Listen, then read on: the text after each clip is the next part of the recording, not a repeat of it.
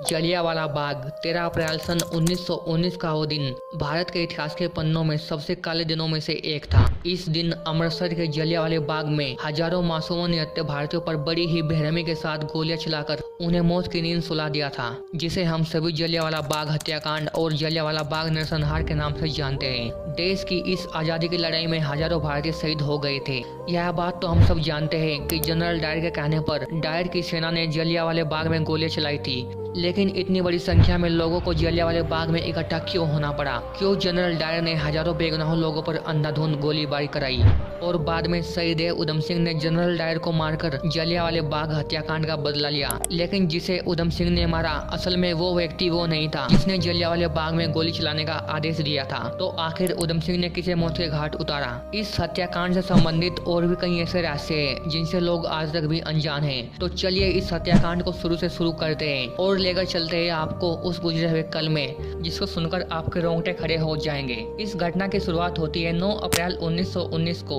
इस दिन कांग्रेस के दो क्रांतिकारी नेता सैफुद्दीन किचलू और डॉक्टर सत्यपाल को ब्रिटिश की सरकार बिना किसी कारण के गिरफ्तार कर लेती है। दरअसल उस समय 19 मार्च 1919 को पूरे देश में ब्रिटिश की सरकार एक कानून लागू करती है जिसे रालेट एक्ट कहते हैं। सैफुद्दीन किचलू और डॉक्टर सत्यपाल को इस कानून का विरोध करने के लिए ब्रिटिश की सरकार जेल में बंद कर देती है। रालेट एक्ट को इतिहास में काला कानून और ब्लैक बिल के नाम से जाना जाता है, जिसका विरोध महात्मा गांधी ने भी जमकर किया था। इस कानून को ब्रिटिश की सरकार ने भारत के लोगों को कुचलने के लिए ही तैयार किया था। यह एक ऐसा कानून था जिसके तहत ब्रिटिश की सरकार को यह अधिकार था वह किसी भी भारतीय व्यक्ति को बिना मुकदमा चलाए जेल में बंद कर सकती है। मुकदमा दायर होने के बाद किसी भी न्यायालय में उस व्यक्ति को अपील करने का अधिकार नहीं दिया जाएगा। अपराधी को उसके खिलाफ मुकदमा दर्ज करने वाले का नाम जानने का अधिकार नहीं होगा। जजों को बिना जूरी की सहायता से सुनवाई करने का अधिकार होगा। बिना वारंट के किसी भी व्यक्ति की तलाशी गिरफ्तारी हो सकती थी। देश से बाहर निकाल देने का अधिकार था और भी कई ऐसे अधिकार थे जो सोचने पर आपको मजबूर कर देंगे। काले कानून का विरोध करने के लिए पंजाब के अमृतसर में आंदोलन जोर पकड़ रहा था। लोग बहुत गुस्से में थे जब दो प्रसिद्ध नेता डॉक्टर सत्यपाल और डॉक्टर सैफुद्दीन किचलू को काले कानून का विरोध करने के आरोप में जेल में डाल दिया जाता है। तब अमृतसर की जनता सरकार से उनकी रिहाई की मांग करने के लिए प्रदर्शन करती है, किंतु उनकी मांग को सरकार नकार देती है, जिसके कारण गुस्साए लोग रेलवे स्टेशन, टाउन हॉल सहित कई बैंकों और अन्य सरकारी इमारतों पर हमले और आग लगा देते हैं।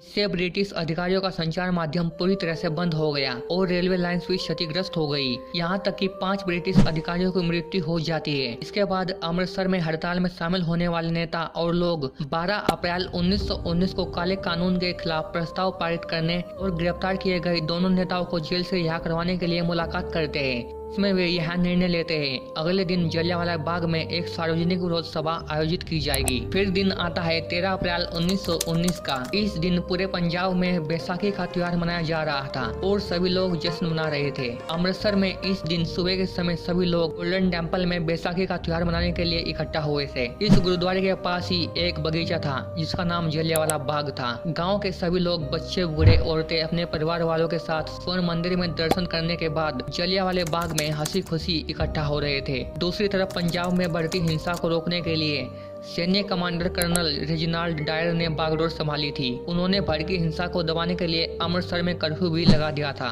फिर उन्हें खबर मिलती है जलियांवाले बाग में कुछ लोग विरोध प्रदर्शन करने के लिए इकट्ठा हो रहे हैं। तब जनरल डायर शाम 5:30 बजे अपने गोरखा रेजिमेंट सैनिकों के साथ जलियांवाले बाग की ओर बढ़ जाता है। इस बाग में आने और जाने के लिए सिर्फ एक ही रास्ता होता है, जिसे डायर अपनी तोप से बंद कर देता है। डायर अपनी सेना को सिर्फ एक आदेश देता है, फायर। आदेश मिलते ही जवान ताबड़तोड़ फायरिंग शुरू कर देते हैं। 40 कुकरी और 250 राइफल के साथ डायर जलियांवाला बाग में पहुंचा था। इससे पता चलता है कि वो नरसंहार करने के इरादे से ही वहां आया था।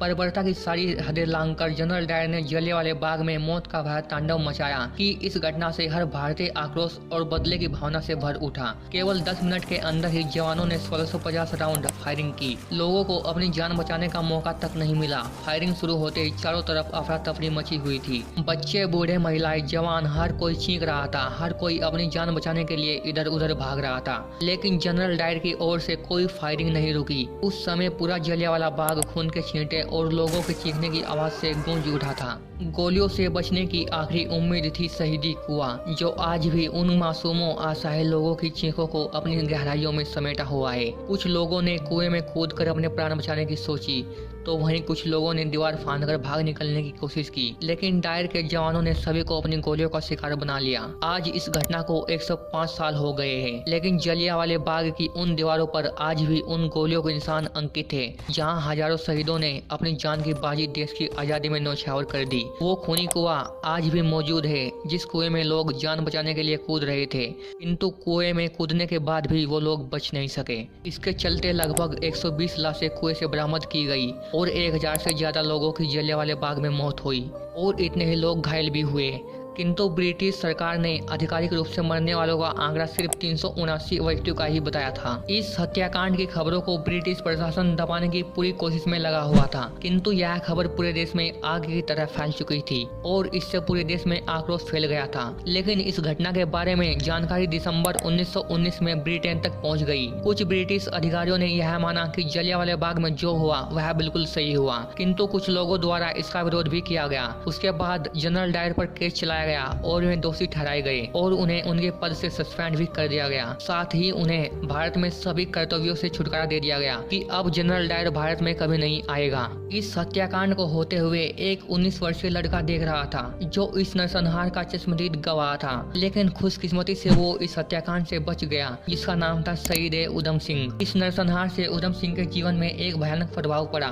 सरदार उधम सिंह बचपन से ही अनाथालय में पले बढ़े। उधम सिंह के दिल में कूट कूट कर बदला लेने की ज्वाला जल रही थी और जनरल डायर को मारना उनके जीवन का एकमात्र मकसद बन गया। यहीं पर उन्होंने जलियांवाले बाग की मिट्टी हाथ में लेकर जनरल डायर और पंजाब के गवर्नर माइकल ओ डायर को मारने की प्रतिज्ञा ली, जिसके बाद उधम सिंह क्रांतिकारी बन गए। फिर उधम सिंह ने गदर पार्टी को ज्वाइन किया। वह एक गरीब परिवार से ताल्लुक रखते थे, जिनके सिर से बचपन में ही माता पिता का साया उठ गया था। उधम सिंह ने अपने क्रांतिकारी साथियों के साथ मिलकर डायर को मारने की पूरी योजना बनाई। वह अलग अलग नाम और रूप बदलकर अफ्रीका, नैरोबी, ब्राजील और अमेरिका जैसे बड़े बड़े देशों में घूमकर सही मौके का इंतजार करने लगा। ऐसे ही घूमते हुए उन्हें पता चला कि कई साल पहले बीमारी के चलते जनरल डायर की मौत हो गई है। फिर उन्होंने तय किया कि अब वे माइकल और डायर को ही मारेंगे, जिसने पंजाब के गवर्नर रहते हुए जनरल डायर को नरसंहार के लिए खुली छूट दी थी। इसके बाद सन 1934 में उधम सिंह भारत से लंदन पहुंच जाते हैं। वहाँ वे 9 एल्डर स्ट्रीट कमर्शियल रोड पर रहने लगते हैं। यहाँ वे कई कंपनियों में मैकेनिक और बढ़ी का काम करने लगते हैं, जिससे उनके पास अपने मिशन को पूरा करने के लिए पैसे इकट्ठा हो सके। इसके बाद में एक कार और अपना मिशन पूरा करने के लिए 6 गोलियों वाली एक रिवॉल्वर का इंतजाम करते हैं। फिर वे माइकल और डायर को ठिकाने लगाने के लिए सही वक्त का इंतजार करने लगते हैं। फिर दिन आता है 13 मार्च 1940 का।